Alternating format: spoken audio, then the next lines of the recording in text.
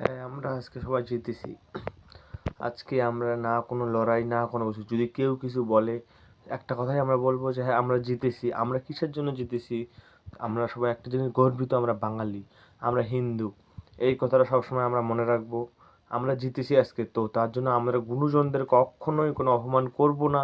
আমরা জিতেছি চাকরিহারাদের জন্য, মেয়েদের সম্মান বাঁচানোর জন্য আমরা জিতেছি। তার জন্য একটা কথাই বলবো, ব্যক্তিগতভাবে কেউ এটা জেতাটাকে ব্যক্তিগতভাবে কারোর পার্সোনাল শত্রুদের উপরে অ্যাটাক বা এরকম আমরা কোনো কিছু করবো না। আমরা জিতেছি, আমরা সাধারণ মানুষের জন্য জিতেছি। যেগুলো লোক চাকরি হারা হয়েছে আমরা তাদের জন্য জিতেছি। যেই মা বোন কোনো জাস্টিস ছাড়াই ঘুরে বেড়াচ্ছে দুনিয়াতে, আমরা তাদের জন্য জিতেছি, যাতে জাস্টিস সবাইকে ঠিক মতো দিতে পারি। হ্যাঁ, আমরা জিতেছি, আমরা গর্বিত। আমরা বাঙালি, আমরা হিন্দু, আমরা জিতেছি আজকে। আমরা এটা নিয়ে আমরা বলবো জয় শ্রীরাম। তো আমরা জিতেছি আজকে সবাই। 2021-এ যে কি হয়েছিল, তারপরে আজকে 2026-এ একটা কথাই বলবো, জিতেছি আমরা আজকে সবাই। কেউ কোনো হিংসা নয়, প্রতিহিংসা নয়। আমরা শুধু একটা কথা বলবো, আমরা জিতেছি আজকে।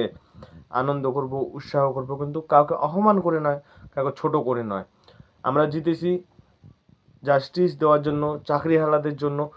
আমরা নিজেদের জন্য আমরা নিজেরা জিতেছি। আমরা হিন্দু, তো এটাই। কাউকে কখনো ছোট করে কিছু দেখবো না বা ছোট করে কিছু বলবো না। জয় বন্দে মাতরম, জয় শ্রীরাম।